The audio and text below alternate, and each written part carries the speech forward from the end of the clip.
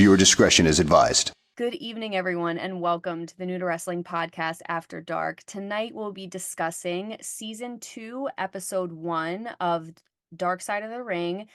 This is the Part 1 episode dealing with the whole situation involving Chris Benoit and his family. This is the podcast where we just talk about the goss of wrestling, whether it be the day-to-day that's happening now, happened then. A lot of our episodes have to do with Dark Side of the Ring, among other things. So if you're joining us, welcome. So like I said, this is just going to be about part 1. We'll get into part 2 next week. Just mainly getting into the beginning of Chris's life, how he got into wrestling, his friendships, his career trajectory, his family.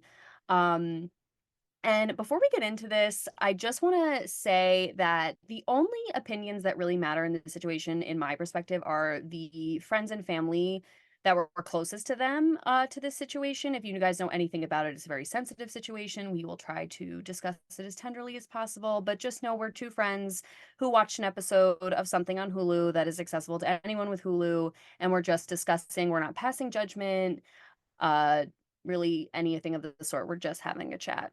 Yeah, we just want to give that slight disclaimer in that we understand that the topics discussed in this episode are going to be a little bit heavy for some, especially if you are, privy to what is the end scenario of this story.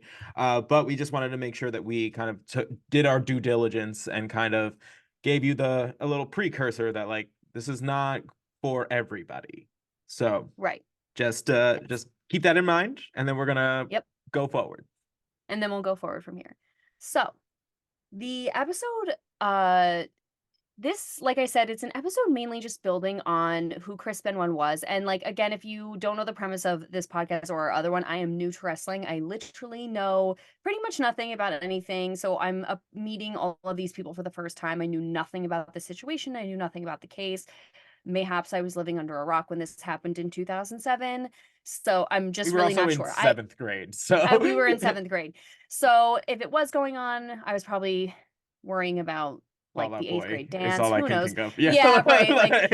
So I did not know anything about him, his relationship with Eddie Guerrero, his career. I knew nothing about anything. So it was interesting to get to witness this. I always say this, I get to witness wrestling from such an exalted place where I know nothing of the history about anything or how it ends up. So I get to see it literally with fresh eyes. So it starts off though really harrowing with the audio of a call from a WWE representative. At the behest of Vince McMahon, they were calling to do a wellness check on Chris Benoit. He was kind of missing in action. He hadn't shown up to wrestling events the last 2 days, and they were performing a wellness check to see what was going on. And that's how it opens. It's just right. Calling 911, we need a wellness check on this person's house. This is their address. This is whatever. This is the last time we heard from them. So right from the jump, really chilling. Right. And then suddenly it just takes you back. So that's where we're ending up, but then it just takes you all the way back to the very beginning, and we are introduced to David Benoit, who is Chris Benoit's eldest and only surviving child. Right. And in the words of David Benoit, he says, he was this famous wrestler who was beloved by millions of people probably, but at the end of the day, he was just my dad. Right. Which I think is what we kind of talked about last week, where it's God, this is such a... It's literally, the episode's been going on for 45 seconds, and I'm already whoa. Yeah, it's already a lot. And we also get introduced to Nancy Benoit's sister. Yes, and she Sandra basically goes on to say he was one of the best wrestlers that has ever lived. And for that person to have murdered your family, it's not an easy statement to make. Yes, which is crazy. So, and again, too, if you don't know about the situation, I don't know if I actually said it, but Chris Benoit murdered his wife and son and then killed himself. So Sandra, who's saying this, she's saying this about the person who murdered her sister, Right. who, when you go through this episode, they were so close. And like, especially as a person with sisters, I was like, that is crazy. And their bond, I so understood. There were so many things she gets into, and I'm like, that would be me for real, Sandra. I feel you. And so, like, that is a crazy statement for her to make. Like, he was one of the greatest wrestlers of all time, and he is the reason my sister and nephew are dead. Right. And I still say that. So, like, how crazy. And also, Chris Jericho's in this episode because they were very close. And he says in the beginning of this episode, like, I'm just going to say what I have to say. If you want to say that I'm supporting a murderer, like, I'm just telling you, like, how I knew Chris as he was. So, Right. like, if that's going to bother you, just, like, don't even watch this. Right. Which is and fair. Like, so also just a little like a footnote is Chris Jericho is one of the producers of the series. Yes, and he narrates like all the like tidbits, right? Yeah. So but he also is very personally connected to all of this, in that, like, one, he was in the same companies at the same time that Chris Benoit was, pretty much for most of their careers. So he really got to see a like kind of first-hand view of kind of who this person was, and kind of how jarring the end was. Yeah. So I thought that was interesting again, because it's like, this is his perspective. This is how he knew him, and the same with his family. Like, it's not like, this is just facts. Like, this is just how we knew him at the time we knew him. Right. So very interesting. But David describes how his dad got into wrestling because his dad, so Chris's dad, took him to a wrestling match in Edmonton to see the Dynamite Kid, who ended up being Chris's idol. Yes. So the for you, the Dynamite Kid was one half of the British Bulldogs. So the British Bulldog Davey Boy Smith was his tag team partner. Yes, growing up.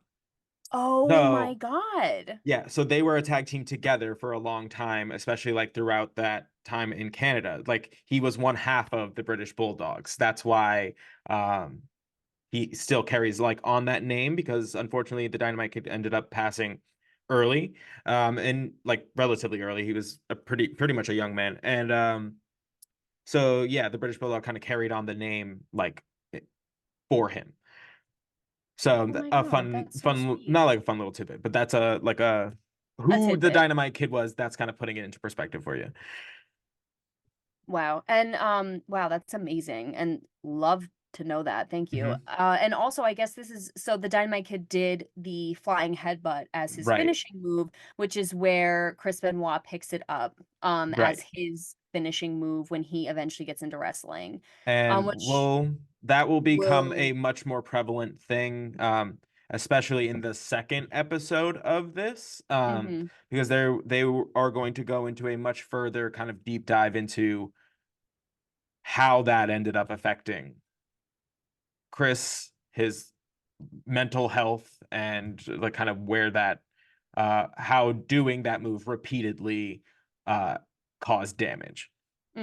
Yeah, I was, because I knew that was a thing, like when we had briefly touched on it, and I was at first surprised they didn't talk about it really at all in this episode. Actually, they didn't mention it at all in this episode, but I actually, upon my second watch, I was like, I actually like that they did that, because they just set up like the basis of who he was. And then I'm like, I feel like then they'll go into it, and because the backstory, you can kind of like put things together. So I actually thought that was well done. Again, I haven't seen the second episode yet. I didn't want it like knowing that information to infiltrate this episode, but I feel like that is a good setup in my opinion. But absolutely. Yeah.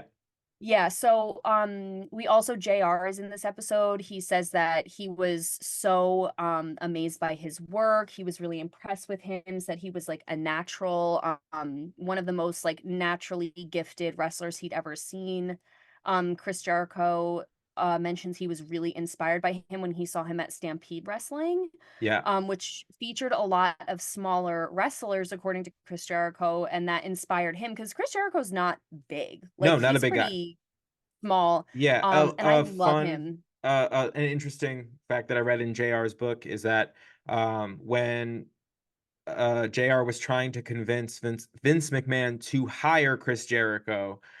He typically, like, people like that are either already established in the business or deemed as being like big stars, they go to Vince's house for like the first meeting. JR ended up lying to Vince, saying that like Jericho was like a taller dude just to get him into the meeting. Because as we know from the like the steroid trial episode, it was the WWF was the land of the giants. If you weren't 6'5", pushing 300 pounds, like, you weren't getting looked at. So yeah, JR rather had a like instrumental role in getting Chris's like foot in the door, because JR knew that once Vince met him, he would like him, and saw his work, he would like him, but he had to get him like just in there so that he could see it. So right. Wow, love that. And Jericho also mentions that like that wrestling is the only job that Chris Benoit has ever had. His first job was wrestling. His last job was wrestling. He's never made a dime doing anything other than this. If it kind of goes to show you like how into this world he was. Yeah. And I thought that was like a really pertinent quote that like really set up the entire trajectory of his career, obviously, because it's like, you understand, and again, I'll never truly understand what's at stake being a wrestler, but like, you just feel that pressure where it's like the first and last penny of his income was coming from wrestling. So like, there was no stop, there was no break, there was no this alternative, like if I didn't do this, I would yes, do something else. I'm sure he never even considered anything else. considered it. Yeah.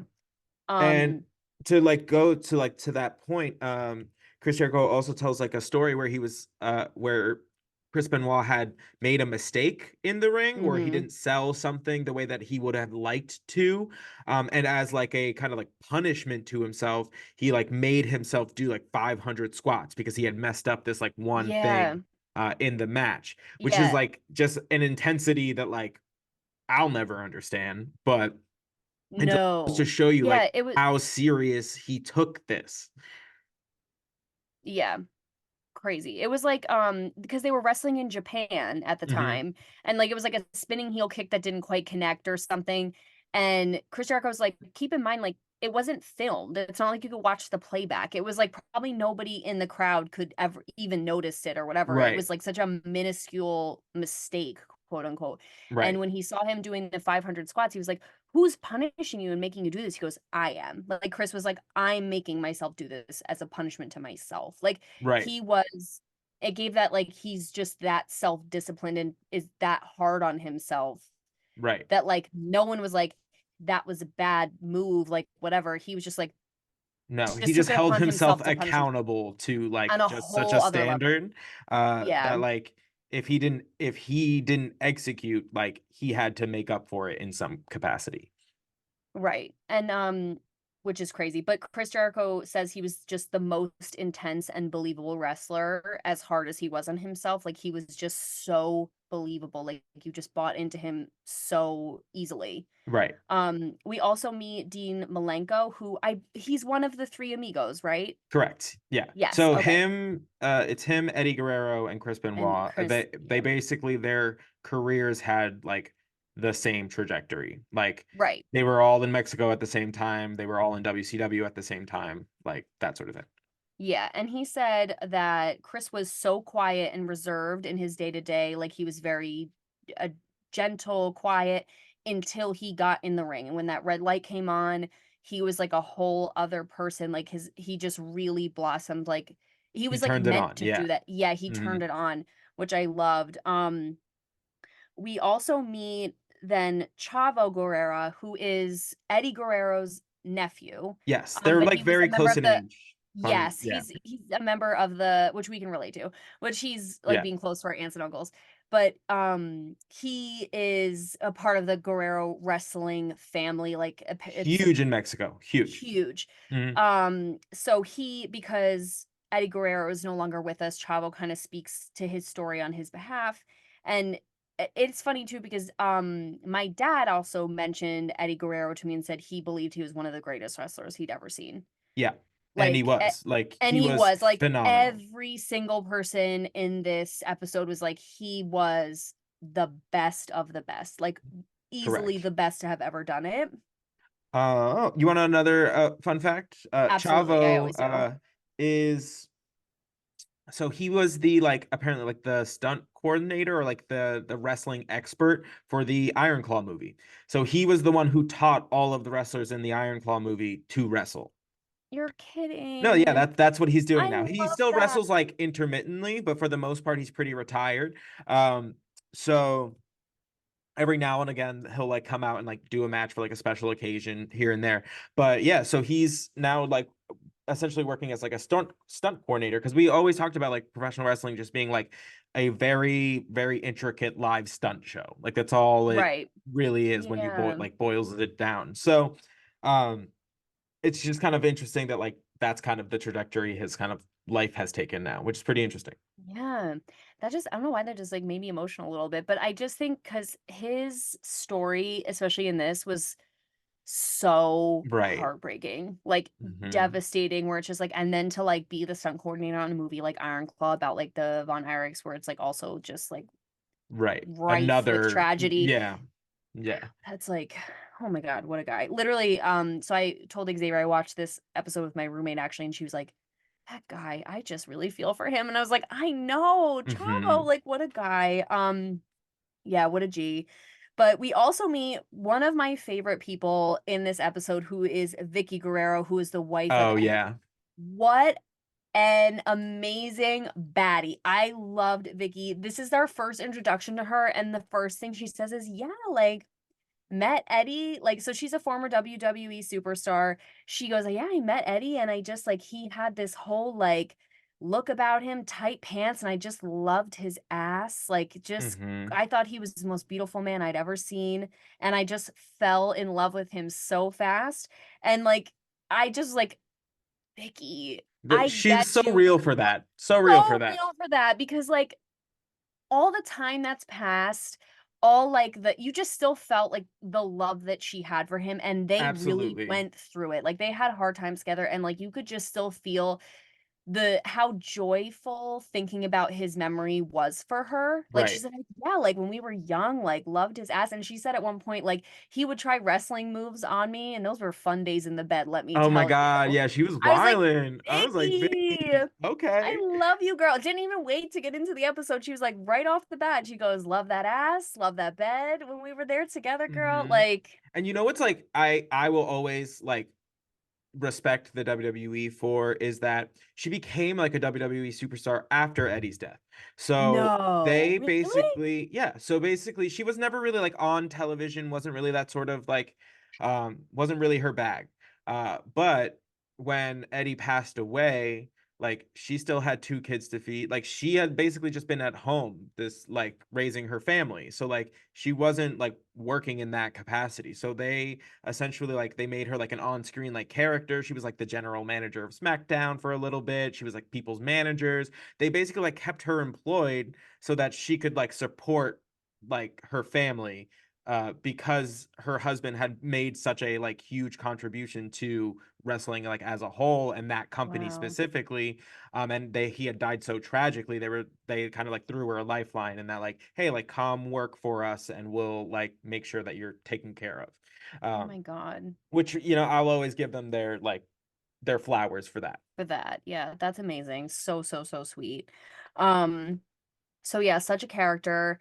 And she talks about how Chris and Eddie first met in Japan when they were wrestling, and she was like, Mhm. I would get these texts from Eddie like, oh God, this guy talking about Chris, this guy is such a prick. I do not want to work with him the next 2 weeks. Like he Right. is so annoying. Hmm. Um, and they would just in the words of I think this was Chris Jericho, they would just beat the shit out of each other. Yeah. Like they did not like at first they did not like each other, and they like went so hard in the paint in these matches. Hmm. And I think Dean Malenko goes, people to this day still go back and watch those matches because they're just insane.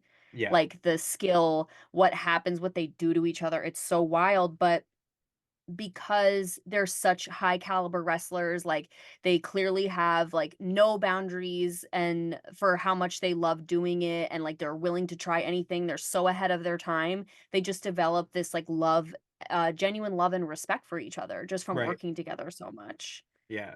Which Yeah. is like amazing. So they become the best of friends, which I love. And then we really get into meeting Sandra Toffolani, who is, which I'm sorry if I mispronounce her last name, Toffolani, I think it is, but is Nancy's Toffoloni, sister. I think. Toffoloni, I'm sorry. It's No, no, one of it's okay. those. It's Italian. Yeah. But so we meet Sandra. We really get into meeting Sandra after her statement, and she starts giving us Nancy's side of the story on how Nancy comes into the picture, who Nancy is Chris Benoit's wife. So Nancy was 18. She was already married, married right out of high school, and her husband was a huge wrestling fan and would take her to matches. And apparently, which I believe it, she was gorgeous. A Right. promoter picked her out of the crowd, like a promoter or a booker literally picked her out of the crowd, and kind of like it became a weekend gig where she would like take pictures with wrestlers for promotions, like just kind of like things like that. And then it just exploded. And Yeah. she, like I said, she was stunning, just absolutely gorgeous, Right. like In beyond. Like my I like too, in my mind, like she is like because like Miss Elizabeth came like first, but in my mind, like Nancy Benoit was like the next one to fill that kind of role. It was in a right. different company. They ended up doing like kind of like a swap, but Hmm. it she really like ends up in that like role, and like That role. the first one I really remember like owning it in the like as like a bad girl. Like, you know what I mean? She's like the first one to do Mm, it like the inverse of like Miss Elizabeth. Miss Elizabeth was like prim, proper, Miss Diana-esque. Whereas like Nancy, or especially like when she becomes a character woman, was just like a badass. Like was not yeah. afraid to get in there and mix it up. Like she was just great. And she's like is another one of those scenarios where like she tended to have more star power than the person she was with. Right. And I cannot wait to get into her character woman when we get there. Yeah. But speaking of outshining people, so she meets Kevin Sullivan in Florida Championship Wrestling.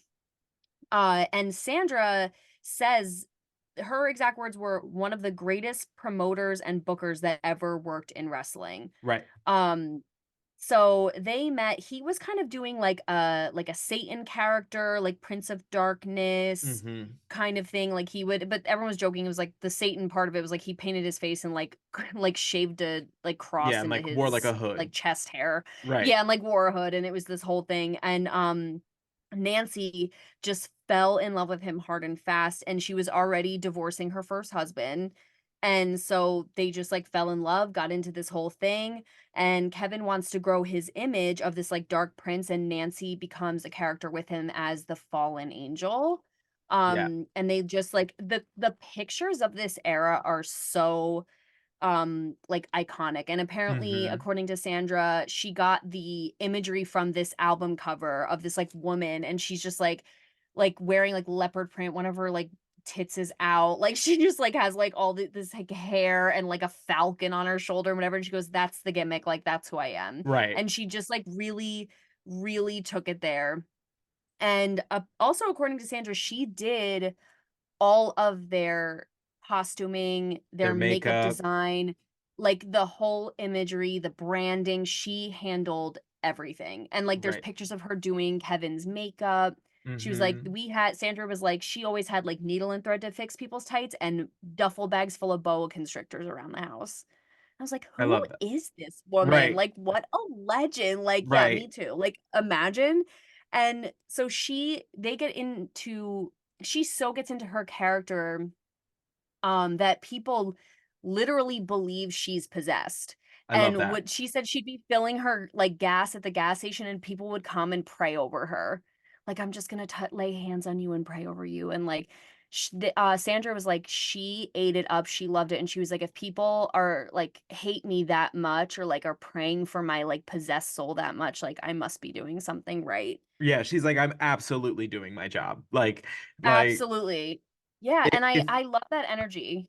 and especially like back then, that those were the days where like you lived your gimmick. So if you like got people to believe like you were just this like whatever character, like this messed up character, like that's money because like then they're gonna follow you to see what you get into. Right. I mean, like And it was just described that she has like Chris Jericho mentions it at some point in that nowadays like a lot of the females in WWE are like wrestlers. See where he's like mhm. she filled that role of like the valet and like really understood the like that role of like being the second or like the just kind of the Yeah. manager, like that role. And that Yeah. like nowadays like it's not, that role doesn't really exist. So Right. Like anyone who's in wrestling wrestles, like in addition to for what the they most part, do. yeah. Yeah. Like and he said even though she didn't wrestle, she probably knew wrestling better than anybody else there, Right. which is crazy. And to Mm-hmm. me, and again, I've never seen them actually like in a match, but that makes sense to me. Like she is literally, it feels like she has that eye for creativity, for understanding like her role and like everyone Mm-hmm. else's storylines and like getting into character and whatever. I So like feel like it she was makes good sense at to the me that she bigger has that like picture. 360. Yeah. Yeah, that 360 view. And I think Chris Jericho said it, he's like, they would see like you would see this and she would see like this. Right. Or like maybe or Mm-hmm. No, maybe he no, said that it's in reverse. exactly right Either way, because he they're yeah, more concerned with like doing the actual like the wrestling, you know what I stunts, the mean, the actual things. like Yeah, yeah, stunts, yeah. making sure it's safe, making sure it looks good, whereas she doesn't necessarily have to worry about those things, so she can take a kind of a wider scope of everything and be like, where is this story going, what are we going to look like when we get Mm, there, like so it's just she was just had a mind for that, which is you can't underestimate enough in that the whole we're talking about like good totally. television. If you want somebody to follow you, you need to be able to be like, oh hey, this story has point A, B, C, we're climaxing at D. Like she understood all of that, Yeah. And I which think is impressive because not a lot of like women, especially at that time, got credit for that. yeah, and I think you're so right when you say, like, if they're worrying about, like, inside and she's worrying about outside, it's just such a symbiotic relationship Right. where it's like, if a wrestler, like, can't focus on that, to have somebody else do it, like, you can still have such an like, you're such a good wrestler, have an amazing match, and then someone else is also like, "Okay, so, like, then we're gonna, like, Do this to get do heat. this Oh, storyline," right. and you can just focus on What you're doing. wrestling. Right. Like, you can really, like, hone in your craft, I feel like, and, like, again, I'm just like, this is just an observation, but, like, I just feel like that's such a mutually beneficial relationship Right. that's, like, priceless, especially if you have such good chemistry, which they did, and then she'll Yeah. go on to have with Chris when we'll get there, but they make such waves that eventually they end up at WCW. Mm-hmm. Sandra's like, Kevin worshipped her, they wanted to keep doing this thing, she was into it, and they end up at WCW, which the three amigos, Chris Benoit, Dean Malenko, and Eddie Guerrero also make their way to WCW, and this will be Right. like the place where they finally Mm-hmm. meet. So Kevin was doing the booking and heard about the three amigos, was interested in them, thought they were super talented, and uh when Nancy came to WCW, that is when she changed her name to Woman, Mm-hmm. which I love Love. this and think this is so genius. I wrote a curse word that I'm not going to say, but I was like, so see, honestly, like, Uh-huh. because if you think about, and not like, we don't have to like rip it apart too much and like get too like existential about it, but like, just she literally calls herself Woman, embodies just the archetype of a woman, and like in a male dominated industry, she's like, No, I'm going to it be works. Woman. It's like It so worked so genius well. and far and beyond. Like there's so many things to like discuss about it that I like can't even find the words to do how just how genius that is. Oh, it's amazing. It's absolutely spectacular. And there's just be like, I am woman. Like that was her like catchphrase. Like that was it. It's three I am words. woman. It's simple. You know exactly who she is. You know exactly where like what her role is and everything because it's always a little bit more than you think it is. Yeah. Like, and it's just so fitting because just you know, in this male like dominated world, you characters like wrestlers are typically going to overlook her. Yep. You know, as you know, oh, like woman, whatever, sure. Sure, But woman. Like, typically that's when she outsmarts them. That's when yes. she like does her work on like the outside of the ring and gets the better of them. And it's such a fun character, especially in the time period that it happened in. It was very ahead of its time. Yes, it really gives the energy of that quote. One of my favorite quotes of all time from My Big Fat Greek Wedding, where it's like, if the man is the head of the house, the woman is the neck, and she can turn the head any way she wants. Right. Like, that's fully it. And I also love there was zero sacrificing of her femininity to fit in. Like, she's like, I am woman. I am sexual. I am attractive. I am like using my feminine wits and wiles, but I'm also powerful. I can also stand up to any of you. Like, Mm-hmm. I also have like a mind for business. Like, not 1 ounce of femininity was sacrifice. And that's why it's so good. Right. And it's crazy that is, it's like the perfect villain for this time because like Right. the woman entering the male like Space. battlefield Right. is villainous to that. Like, it will Yeah. rub you the wrong way. Like, again, it's just there's so we could I discuss this for hours. Like, I just think it was such genius branding. So obsessed with that. And like it And makes it's sense if she like, especially because she's like known for being good at that. Like that is just such a like, you know what I mean? Like power that's her move. skill set. Like so Power good. move. Legendary shit. And Sandra, her sister, is like, and this, she loved this character so much because it was closest to her personality. She just really got to live as basically herself day to day. Like, this was basically as close Right. to her personality as she was going to get as a character. Um, and then this is so funny. I thought this was hysterical, Sandra, because then Kevin loves Chris so much, loved working with him, and decides to get Nancy involved in the In the storyline. storyline. And Sandra says the joke is Kevin Sullivan booked his own divorce. And Right. she goes, and it's like funny to an extent, and then it's not funny because I'm very certain that wasn't supposed to happen. Right. Because essentially, and the thing is like the storyline as it played out is essentially what happened in real life. Is that Chris ended up like shows up into the picture, woman becomes enthralled with him, and then she turns on Kevin Sullivan and starts like joining Chris Benoit. And Chris Benoit at this point joins what is like the Four Horsemen, which is like Ric Flair, Arn Anderson. It ends up being Chris Benoit, and then this guy named like uh Stephen McMichaels. It was like a wrestler. Um, Okay. but they're part of this whole like faction now.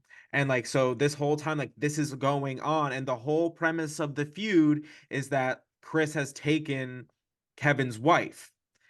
And it is literally like life imitating art because that's exactly what happened.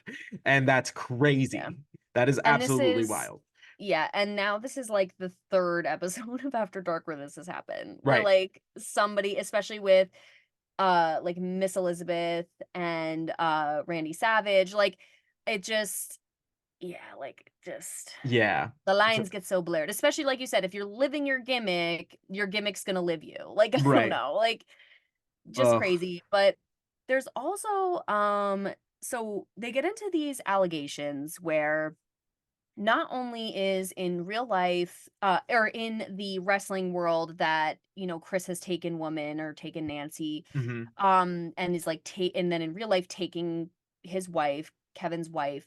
There's also allegations that Kevin is like there's some physical altercations between Kevin and Nancy. Like, Right. things are not good at home. There's like fights that just get out of Right. hand. I think that Sandra says that there were like they just had some like really bad times.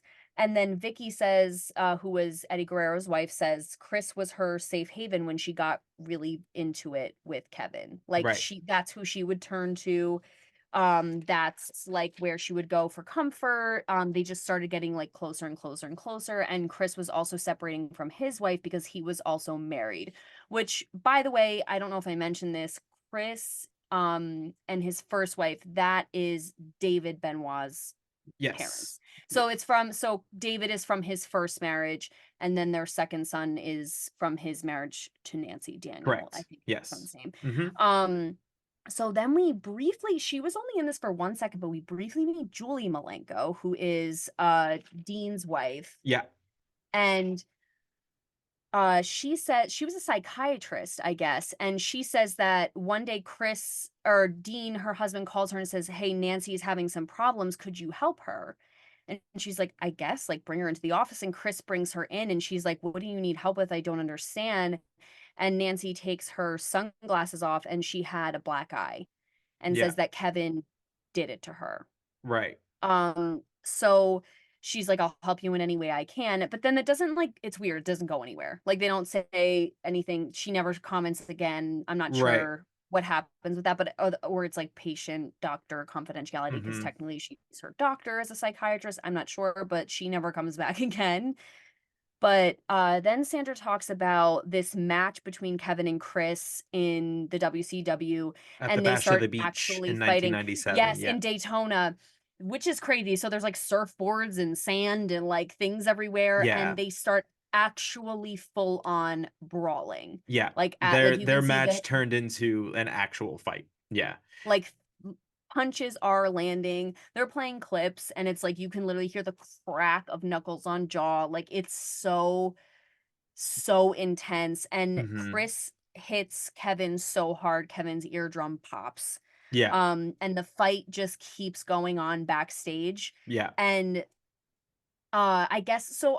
I'm not 100% sure why Sandra is present for the backstage. I guess like maybe she was just like invited like to see the show because her sister's on the show, so like she probably just got like and would be my best guess. Kevin is her brother-in-law. Yeah. Exactly.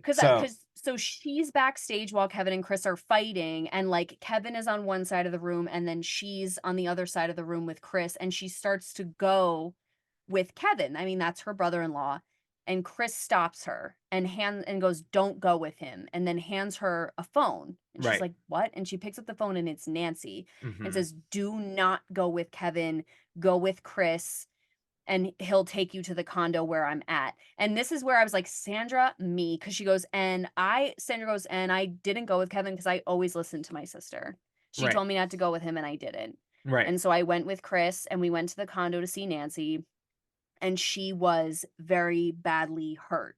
She was physically injured, and she said that Kevin had done it to her after they'd gotten into a really bad fight. Right. And like, what ride or die energy, like, period. You know, like, I mean, like, I get it, they're sisters, but like it's the like, I did what my sister asked me to do. Like, I 100% that's what I did. Right. Like, my sister told me something, and like, that's my sister. I'm gonna go with that. That's my sister. Period. And let me tell you something. My sisters, no one annoys me more than both of them, and I love them to death. And my sister has been married to her husband for like 10 years, and so I love him also. But if she was like, "Do not go with him," I'd be like, "Bye." I was like, "She told me not to go with you. I'm going to the condo. I'm not following you. Like, I don't care for my ride." Like, if she told me not to go with him, even though I've known him for 10 years, I'm not going. That's all right. I've known her longer. Period. Like, I told her, on her wedding, I told her at the end of the day, I was like, "Listen, just remember, it's still Team You, no matter what. I don't care. It's always Team You." I love that. Love that. So Sandra, girl, I feel you. You are seen, heard, felt. I get you. And then after this, there's a little pop-up on the screen, and it just says, Kevin Sullivan was approached for comment on these allegations. He denies any abuse ever took place. And I just feel like he has to say that. Like, you're not gonna just be like, "Yeah, I totally beat her up." Like, you're just, especially now. Yeah, I don't know. Like, there's no point to, you would just be like, "No." And the thing is, what's really devastating is that no one is around to go after him for anything, even if he did do it. Right. Because Nancy's no longer with us. So it's like there's no harm in him. I don't want to say harm, but like of course he's going to deny it. There's no reason for him to own up to it now. Yeah. Because I just like I don't see, especially in this episode, and again, this is just two people talking. I know nothing. Right. I don't see the purpose for the sister to lie, and also Vicky, Eddie's wife, to say like, oh yeah, like, because she mentions it too. She's like, yeah, like when they were having really, really bad times, like Chris is who she leaned on. So like obviously something was there, and it makes it just the maths. Right. But I understand why he would never own up to it at this point. Right. So weird thing. We're kind of just at like a stalemate on that. It's like he denies that it happened. They don't. And that's that. Yeah, like it's just it's very much right at this point, just like a they said, he said, like, you know, so right. And it ends up not being like really a thing. But then so Sandra says, you know, for me, all I knew was that Chris had helped my sister out of a bad situation and instantly had my thanks and admiration, and she was more in love with him than I'd ever seen her be in love with anyone. Right. And so now that her relationship with Kevin is finally severed officially, she is with Chris and they are blissfully happy, very in love. And because Eddie and Chris are spending so much time together, Nancy and Vicky start spending a lot of time together, and Vicky says we literally became best friends, which I love. I mean, again, I love the energy, and it would be remiss of me not to say I love the girl energy in a lot of this, where it's like you could be so nasty, or not nasty, but just be like I don't even know you, like whatever, and like they supported each other, like they support each other, and I'm so here for that. I really, really am. I love it so much. Sandra mentions that Nancy wants to start a family like immediately. Like Chris really wants to take his wrestling career farther, but Nancy kind of takes a step back out of her role as woman, and I feel like that makes sense because with all the things that happened with Kevin getting messy, and like everything that happened with Chris getting messy, I feel like this is the appropriate time for her to like, if she wants a family, this is the time. Like this was the opening to do so. And very shortly after their son together, Daniel, was born. Yeah. And apparently like Chris was beyond himself. He was so happy. He was Daniel, who was like a toddler, was the best man at their wedding. It was like a beautiful like wedding at home. Like they literally were like, there's pictures of them like feeding the baby in their wedding dress and like tux. And they just like were blissfully happy. David, his first son, says Nancy treated me like her own son. There was no use of the word step. And Daniel, my brother, was like my best friend. I was his protector. And this gutted me to my core. He says we wanted to be tag team champions. Like we were going to be a brother tag team champion. That was like our biggest dream together. And you could like see that like that sentence, like that still like it still messes with him, you know, because like right before he's like he looked up to me, like he like all we wanted to be was like we wanted to do what our dad did, you know, and like do it together. And that's like it's rough. That one that was like at the point where I was just like, okay, like, oh, okay. It gives you chills, and it really, it's so sad. And you know, we'll talk about it as things go on, but it is crazy too, because you have this realization, because like David doesn't wrestle and I feel like he like can't, like, because the subject around his dad is so I think I have to like look this up. I believe he does. I believe he wants to use his name, his real name, real last name. And I think that has inhibited him from getting a lot of places. Interesting. We'll say that way. Yeah. Well, we'll watch the next episode and we'll do our own digging, because I would love to look into that also, and we'll maybe talk about it next episode with clarifications. But yeah, that is like, from going to that living among it so much and that being your biggest dream, and then like obviously this is a horrible tragedy that happens, and then like just like where do you find yourself in your own life? You know what I mean? Like Right. I don't even know. Like, how do you pick up Like these pieces? Like, how do you even like orient yourself into your own life, because everything is now just like askew. right. I have so much empathy for him. It's like surreal. But they go in, they kind of dip back into like Chris's career trajectory. So he has like this beautiful family support system at home. His friends are solid. But I think it was Dean that said, you know, you kind of reach a ceiling at WCW. There's like really only so much fame you can garner from being there. And so they took a risk. The three amigos took a risk and walked out of the WCW, and the WWF picked them up instantly. Yeah. He was like, it was instant. Like, we took a risk. We were like, we're just going to walk away and see what happens. And WWF picks them up immediately. And they really, really shined there. Like, Yeah. just really, really shined. I think Chris Jericho says Chris Benoit was like Dirty Harry. And I forget the quote that Dirty Harry says, like in Like make my day, like go ahead. Like, yes, go. Thank you. Go ahead, make my day. Like he yeah. was like that, just kind of like rogue, like rapscallion, if you will. And Chris Jericho said he just like really, really thrived there. He was an amazing father, but he missed being with his family. So his career is like taking off, but he's like such a good dad. And this, like I said, this is Chris Jericho talking. He hated that he missed all this time with his family, but he was so afraid to ask for time off because they just like, this is it. Like this is what they've worked for their whole life. They're thriving, they're you know, getting to the peak of their career. Like, and he says Eddie felt the same way, and they felt this, Chris and Eddie felt this like kindred, you know, spirit energy with just what they were willing to sacrifice for their art. Right. Like they were willing to just go the distance for everything. And he says they literally ended up giving their life for pro wrestling. Right.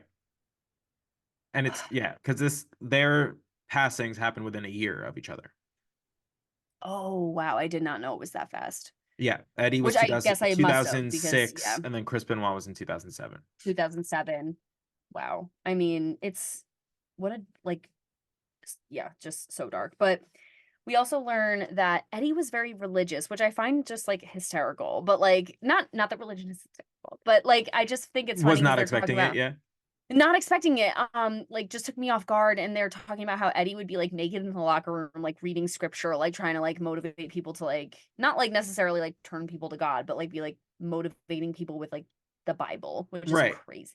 Just not what you expect, especially after all the things we've heard that go on in the locker room. It's like, that's where you want to bring God? Right. Like, Oh, that's what that's we're so doing funny. this. But I guess like I mean, if you need to bring it anywhere, I guess it'd be there. But I was just gonna say, if you need to shine a light in a dark place, I mean, I guess that's the flashlight. But like it's like so interesting. And Vicky says, you know, Chris wasn't religious at all, but Eddie really influenced him a lot. And he really looked up to Eddie, leaned on him a lot for guidance. Um, and so he had this amazing, like I said, amazing support system. Nancy was his driving force, and wanted Chris to succeed, and he was very, very happy. Um, but unfortunately, we start to see this like darkness happen with Eddie, where he's injured a lot. He's in a lot of pain, and they showed this clip of him, and I'm pretty sure his whole elbow was like dislocated. yeah. Like it looked bad, like Yeah. really bad. Like, and he just like still pinning somebody, and his like you see him come down, and the elbow just go like, Yeah.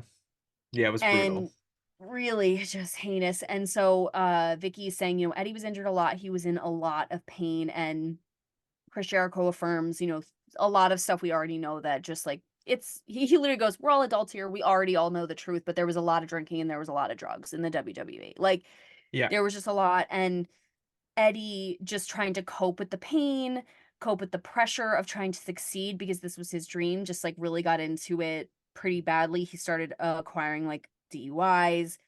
This was crazy. Vicky, again, like I respect her so much. She had so much vulnerability on this episode, and she talked about how Eddie overdosed 3 times in their house. The first 2 times she called the ambulance, and they took him to the urgent care and just like released him the next day.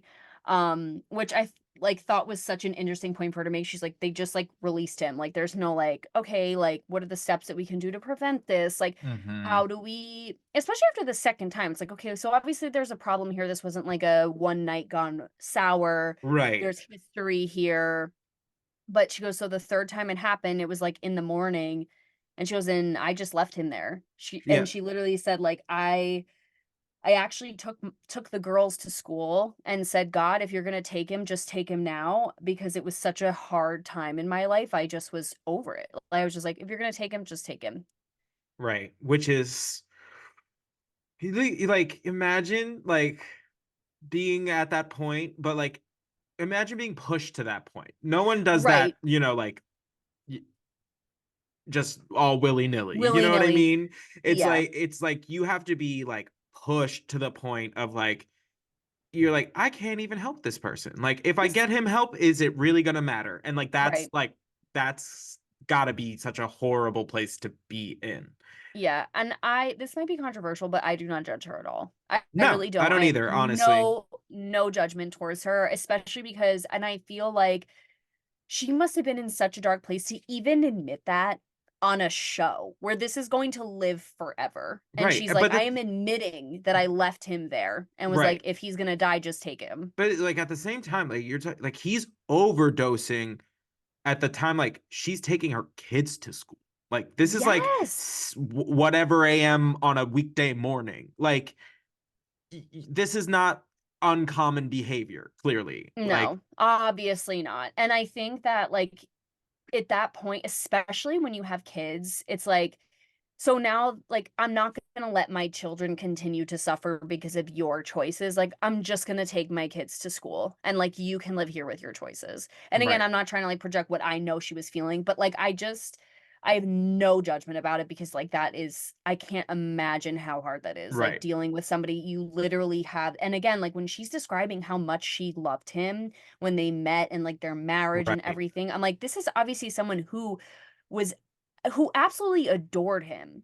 And to watch him do this to himself, chasing something that he loved and adored, and you still have all this love for him, but like you're just in such a broken place, and like watching him do this to himself, like it just, like it's just so insane. Like I cannot imagine that. So like obviously she had love for him, and it wasn't out of a malicious place, and like I just can't imagine what that was like. And she says, and he went to work high. So he went to WWE high one day, and he gets fired like almost immediately because he can't wrestle, he can't perform, and he gets fired. So, and Vicky goes, and honestly, he called me and told me, and I was relieved, because I was like, great. Now you have no reason to keep pushing yourself to the brink like this, because the worst thing that you thought could happen has happened. Yes. Like that's it. Like that's it. The thing that you have built in your mind as like this huge, insurmountable, what has happened. Now what? Like, now what? And I think this harkens back to what you were saying, maybe it was the last episode or the one before, but it was like when you're like, it's a vicious cycle where it's like you're doing drugs so that you can wrestle, and then drugs will be the reason you can't wrestle. Like it just kind of like spirals out of control, and he ends up getting fired. And again, best thing that ever happens to him, because he decides to go to rehab. He gets clean. He starts training again, and he gets rehired. And he comes back, and she was like, he was as strong as he'd ever been, probably even better, the best shape of his life.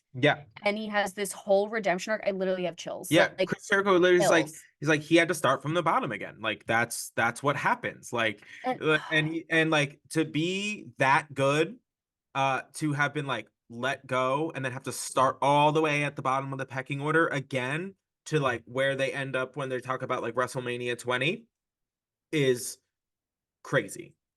And I like like these like hit like close to home. It's just like I was like big fans of both of these like wrestlers growing up. Like I remember watching like WrestleMania 20 and like seeing them both win. Like that was a big night for me. So like that. It's just so crazy that like now that like, we're older, like understanding like what it took to like get to that point. And even if you were to like watch those two matches and just the way that they like end that show is like the two of them like just in the middle of the ring, just like both like crying with world championships, like hugging, and like confetti is just falling like all over like around them. And that's how that's how that WrestleMania ends, with these two people who have like literally paralleled their entire lives up to that point to both reach the peak of what it is in to be in their business at the same time with each other. Like that's crazy. Like gut wrenching. I could Right. cry right now just And hearing you they, yeah, describe it. which they cut to David Benoit, and he was my hero. Like that was what like he lived his dream and he did it all the way to the end. Like that's, as far as like, that's your dad. Like that's a cool thing to like see. Especially like at that point.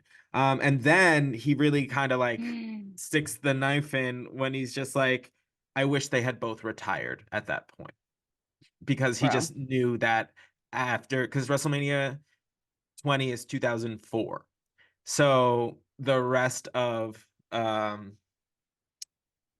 so the rest, like he just knew what was like what comes next, and he's just like, I just wish he like could have just like put a pin in that moment, and that would have been the way they were remembered, Yeah.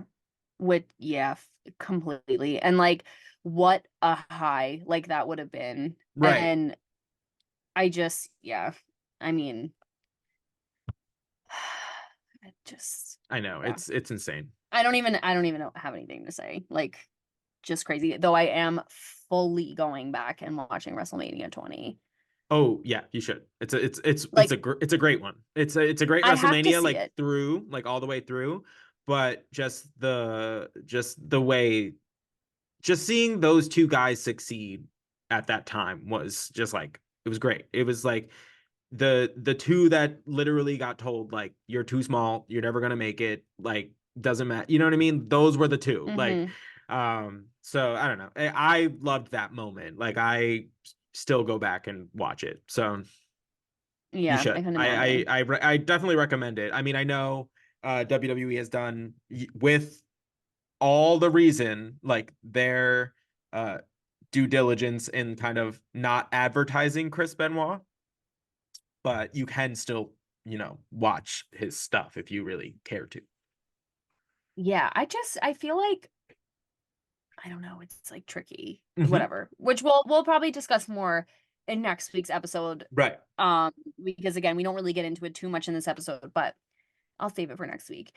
Um, so they're coming off of this insane high from WrestleMania 20. I mean, like I would be levitating off the ceiling, especially as his family members. I think Sandra says it like you never seen a closer relationship than Eddie and Chris at this point, because they've literally like conquered their demons together. They've come up together. They're just like so close, and Mm-hmm. everything is like coming up daisies for them, you know? And then Chavo starts telling us that Eddie Starts having starts like health passing out. problems. Yeah. Yeah, like he starts, which is scary. He starts like passing out like mid sentence. So he said they were like in the airport, like waiting to get onto a plane to Minneapolis. And he's in the middle of a sentence and he just like drops off and like head drops and he like kind of passes out. Mm-hmm. And Chavo like is like, I didn't realize that it was like a thing that had been persistently happening. Like it was the first time that I'd seen it, and I thought maybe he's just like exhausted from the road. Like I don't really Mm-hmm. know. Um, but they go to Minneapolis. They go to their hotel room. It's Chavo, Eddie, Chris. I don't remember. I assuming Dean was there also, but I'm not 100% At sure. that point, Dean Um, was, I don't know if he's still with WWE at this point or if he's doing oh, like a you're different right. role. It was somebody else, but yeah, yeah. Yeah. Yeah, yeah. So they decide like, oh, let's meet up at 7 and go to the gym and Whatever. whatever. Like And at 7 a.m. the next day. travel to the next whatever. So, The next, yeah. So Travo goes to bed. He says he wakes up to a phone call at like 5:30 in the morning, and it's like the hotel staff, I I think it was the hotel staff, and they're like, hey, like, your uncle didn't answer his wake-up call this morning.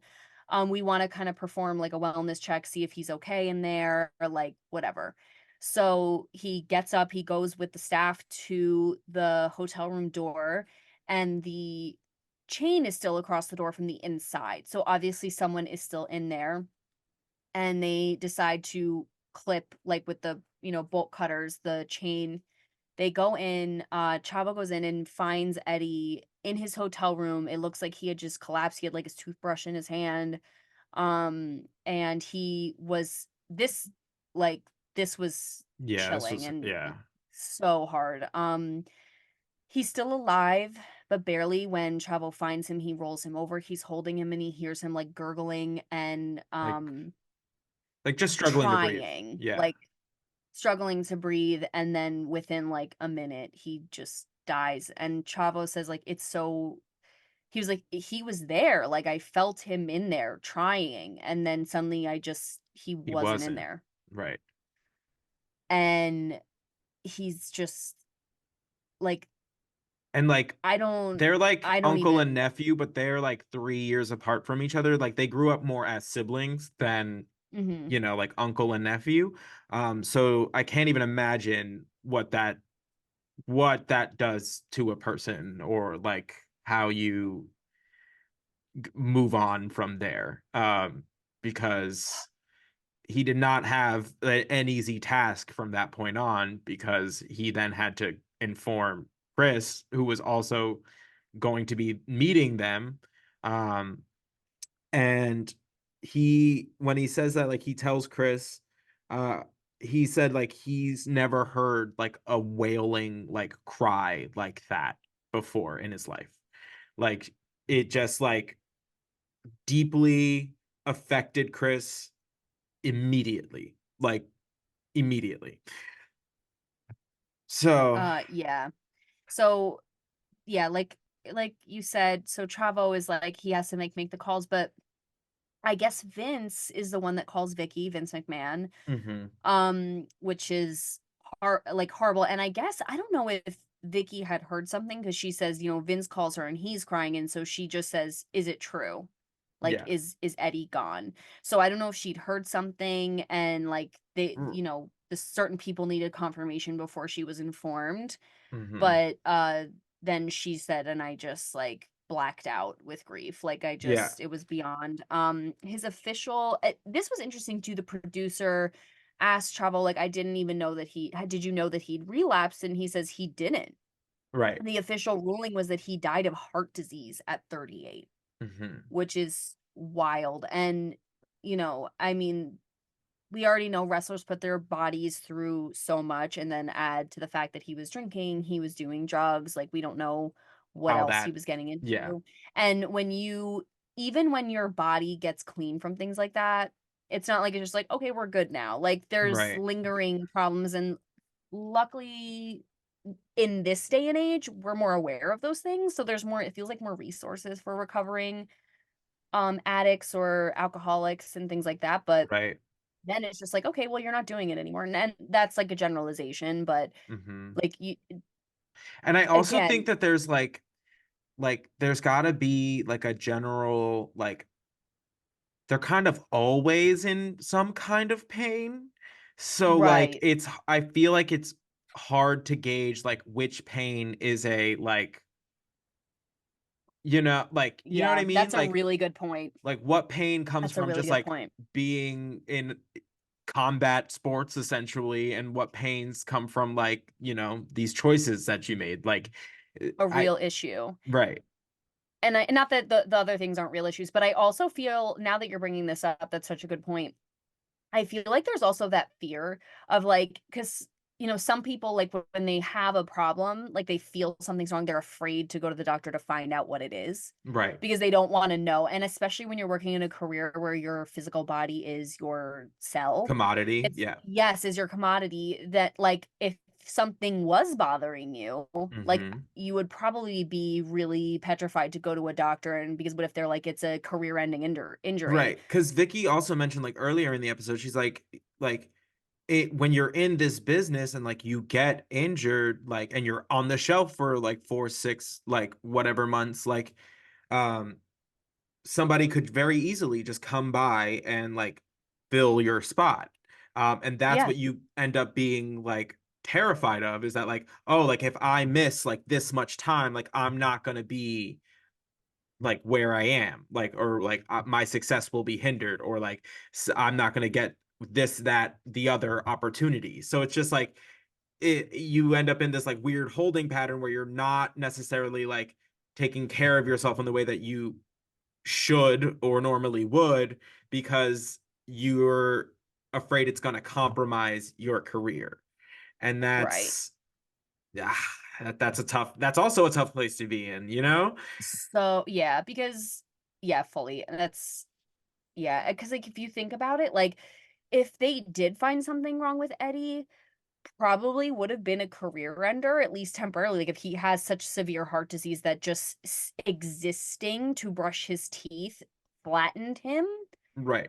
they're probably going to say no wrestling, but also it might have been a career ender, but it wouldn't have been a life ender. Like you might have lived, but also if wrestling is your life, how do you like Right. it's hard. It's like it's so hard. And I can't what would he have been, you know? Not that like, you know, yeah, he has a family, he has a wife or whatever, but that doesn't of necessarily mean course. that he prioritizes in that order. You know what I mean? Of course. She Even literally said it was God, wrestling and wrestling and family close family. second. Yeah. Wrestling and family one sentence. Like one word.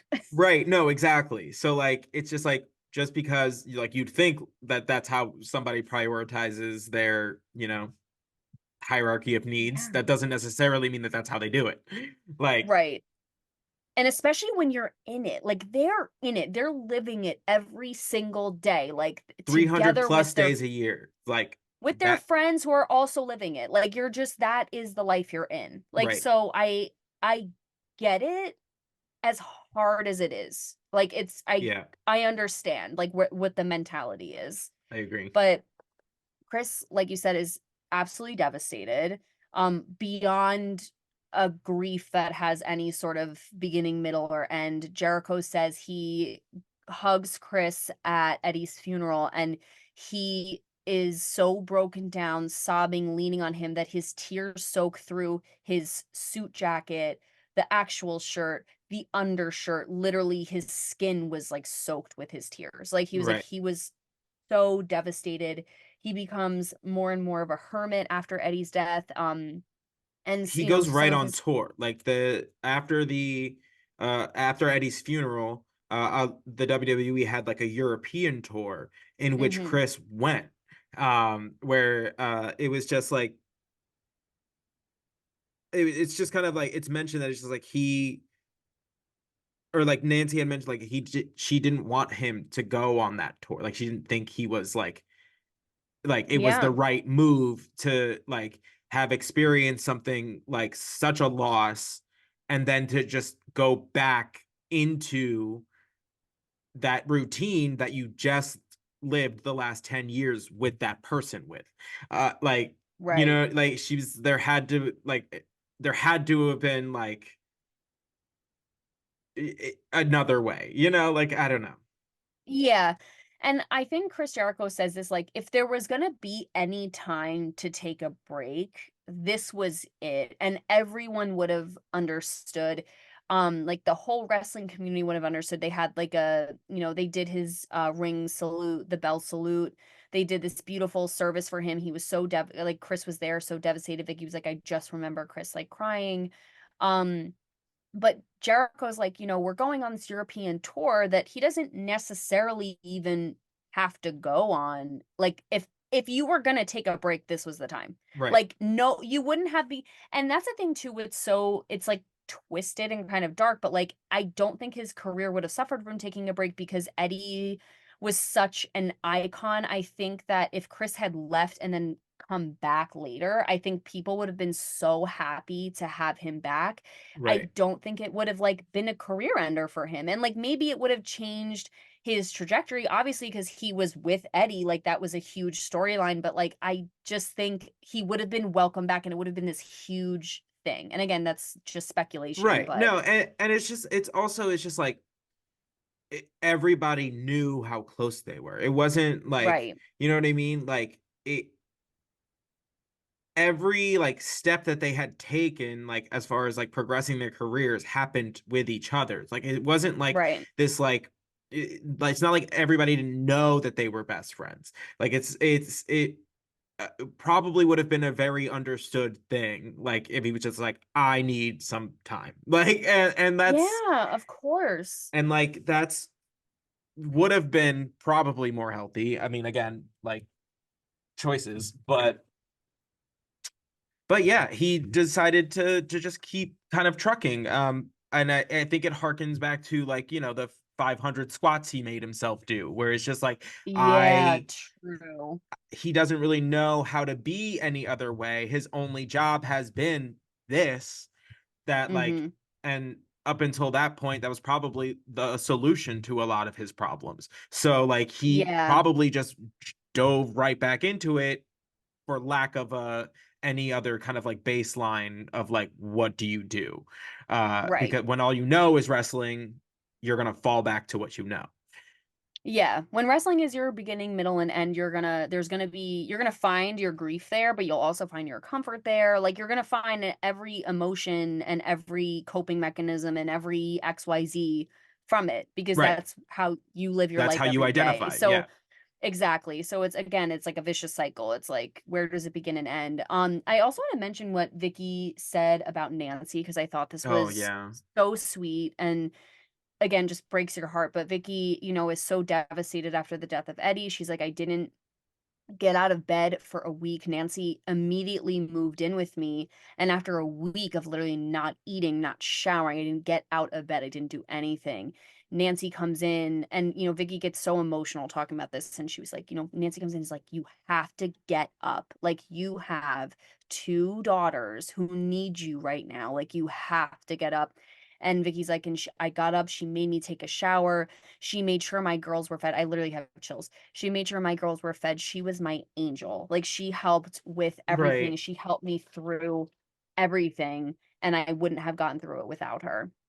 And again, I just love that community, the support system. Right. And now that you're telling me the way that like the WWE supported Vicky like that, I'm so happy because like and again, like I don't want something to happen where someone has to be supported that way. But the fact that she was like, and they didn't let her and her family fall through the cracks of just like this controversy, like overshadow the fact Right. that they are a real family, that something happened to them. Like, that just like, it makes you like feel a little bit at peace about it, even Right. though it's horrible. Mm-hmm. Um, so Vicky also starts talking about how Chris, since Nancy is basically living at her house, helping her out, Chris is coming over there a lot. And, Chris goes up, I guess Eddie had like a beautiful weightlifting room and would go up in the weightlifting room and cry. And she would come in and he would be like, I'm just so lost without Chris. She said that she caught him like sleeping on his side of the bed, like just to be like in Around his in his area, in his essence, like space. Yeah. in his space, like just to be with him. And she said she's never seen, he just like could not process the grief. Mm-hmm. And he became more and more distant. And then it starts taking a turn where he starts getting really, really paranoid. Mm-hmm. Nancy tells her sister Sandra that, she doesn't know what to do. Chris is like angry all the time. He's always like, combative, like later, like verbally combative, like there's always something wrong. He always wants to fight. Like Right. he would start like taking weird ways to the gym, even like Even though they've been start like going there for years or for changing years. He would start taking like cars. changing cars, alternate routes. Like, I'm gonna go to like this gas station that's like 30 minutes away instead of the one by my house because like people are following me. Like, Right. people like want the scoop, or like they just said he got like so paranoid and he was angry all the time. But then apparently Sandra and Nancy, I thought this was interesting too, and like kind of ahead of its time, like in terms of like therapy things. But like Sandra and Nancy get him a journal and tell him to write to Eddie. Yeah. So he like starts keeping a journal where he like writes to Eddie in the journal as if he's like gonna read it. Around. Like as if he's Right. writing letters, as if he's around, which like is interesting because it's like, I'm sure it was helpful, but also like probably a little harmful because it's like if you're talking to someone who's no longer here, like, which is good and like helps you process emotions, but like you also need to talk to people who Are are here. still here because you have to continue being with those people. Like when it's grief is tricky where it's like you can talk to the dead all you want and like maybe they'll answer you, maybe they won't or whatever, but like you are still living. That's like the hardest part that I've experienced with grief where it's like Yeah, same. I have to talk to like the living people also because like I am and at the time when you're so in grief, you're like I am unfortunately still living. And so you have to learn how to be with the living people as much as you want to talk to the dead. Does that make Right. sense? No, I Which agree. very dark. But so while I thought that was like really beautiful and interesting, it's also like a little bit like it gets a little dark because it's like if you're Right. only talking to somebody who's not here anymore, like you're not going to be able to like get through your day-to-day life with people who are here. Just like tricky. Oof. But yeah, Nancy wants him to leave wrestling. She thinks it's bad for him, like you said. I mean, it's a constant reminder of Eddie and everything they accomplished. Um, and then Chavo says Chris misses a match. He like fully just doesn't show up one day to like a match. And he calls him and is like, "Hey, like, are you good?" And Chris says that Nancy and Daniel have food poisoning and he has to stay home and take care of them. But he sounded really weird on the phone. And suddenly he goes, "Hey, Chavo, I love you." And he's like, "Okay, yeah, I love Okay, you I love you too." And then too. he's like, "Yeah, I love you too." He goes, "But that's like kind of weird." And he goes, "Are you sure you're okay? Like, is everything fine?" And he says, "Oh, yeah, yeah, yeah. Like, don't worry about me. I'm just like really tired. Like, whatever. I'll see you tomorrow." Because I guess they had a match the next day. They had a Right. pay-per-view, I think, the next day. Yeah, it was Crazy. either like a pay-per-view was coming up or like they had another event and then a pay-per-view. Like they had stuff that they were supposed to be at. Yeah, yeah. So, and wrestling, like, it happens so quick. Like, if you miss, like, you gotta, Yeah, it just you're happens like on to day the to next, day. on to Like, the next, on to the yeah, next. yeah, Yeah. yeah. So then he says that night or that morning, so the following morning he gets a text at again 5:30 in the morning, which traumatic. Like Right. because this is the same time he gets a text about Eddie, but he Right. gets this text from Chris at 5:30 in the morning that says the dogs are in the enclosed pool area and the back door is open. And he's like, "What does that mean? Like that's Right. weird." And then a few minutes later gets the exact same text from Nancy. And he's like, "Okay." Like I have chills. Like what Right. a scary and he I guess sends his address. Yeah. Like also sends his address like for clarification of like where they live. And he was like, "Okay, like see you tomorrow." Like, and he goes, "I'm supposed to be picking him up or like I'm supposed to be seeing him in like a few hours, so I kind of just like let it go." I'm like, Right. "Okay, weird." And he goes, "The next day he comes into work and I think I don't remember. Oh, he talked to like a booking agent or So something he and they're like, talks to Johnny Ace, who "Yes. fun Thank fact, you." not so fun fact, is the other person implicated in the Vince McMahon sexual assault trafficking lawsuit. No. Johnny You're Ace kidding. is yeah, that was his wrestler name when he was like a wrestler, Johnny Ace. Um, but John Laurinaitis is his real name, and that's who is implicated in that lawsuit. So that Oh. he like, but at that time John Laurinaitis ends up being what Jim Ross was as far as like in the Attitude Era. Jim Ross was a commentator, but he was also like the like talent wrangler essentially. Um, Yeah. John Laurinaitis ends up replacing Jim Ross in that role. So at this time, it's John Laurinaitis who's like the talent wrangler. So now he's going up to Chavo because he knows that him and Chris are close and being like, "Hey, like, do you know where Chris is? Like, nobody's heard from him."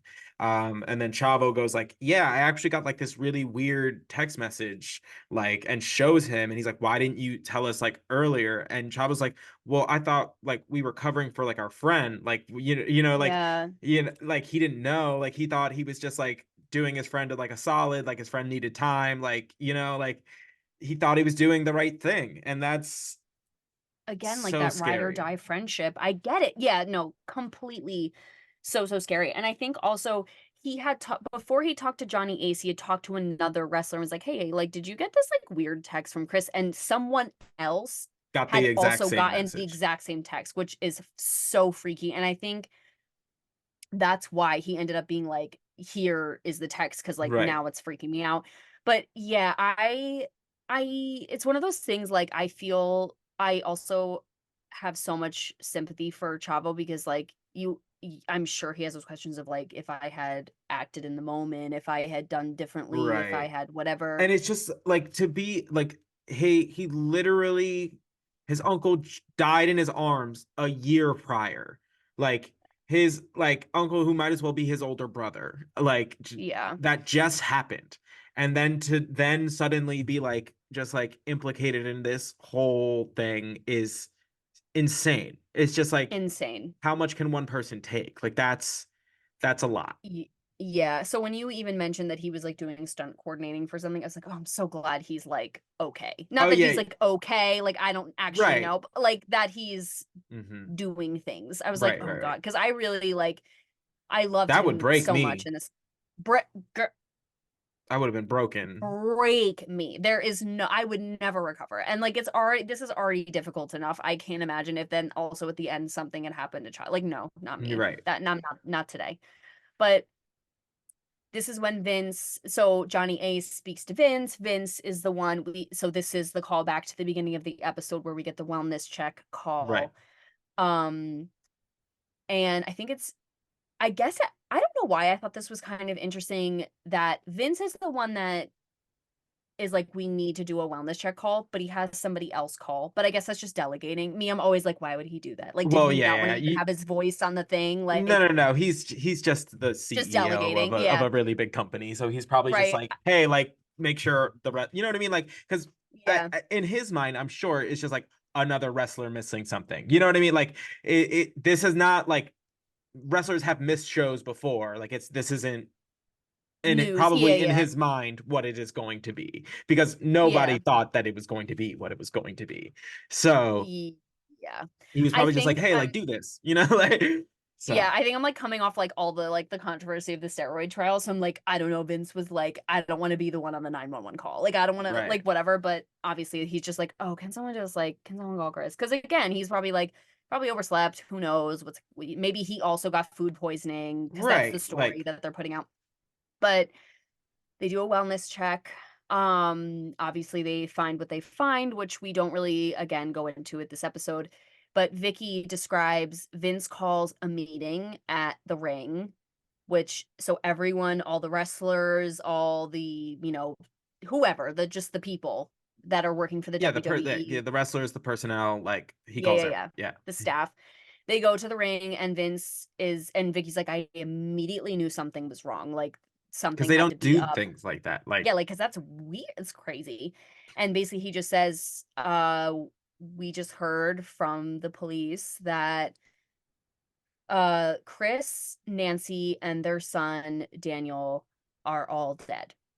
And Vicky loses it. flips out, She said she loses it. like screams like in the Oh, I middle of just got everything and chills. just like cannot control herself with grief. Like Yeah. And so I think it's Dean that takes her out and is like, "Come with me," like, grabs her, takes right. her out because apparently Chavo wasn't in the room because then Vince comes into the hallway and he's crying, and Chavo's like, "What?" And he tells him then. I'm not sure why he wasn't in the room at the time. Mm, But he finds out later from Vince yeah. and they just like hug. He's literally like, I'm hugging Vince and we're sobbing. Like, I can't believe it. And we don't know the details of what have happened yet. We literally just know that they're dead, Right.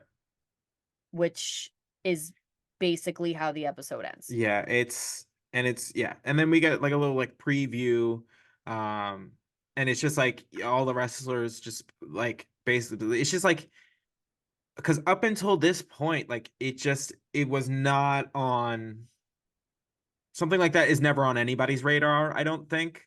But it's just No. like they just really didn't see anything coming, and Yeah. that's why it's so jarring. Like I remember like when this all happened too, like it was just so like out of nowhere, one, and then Mm-hmm. and it was like it came out of nowhere and then it was everywhere.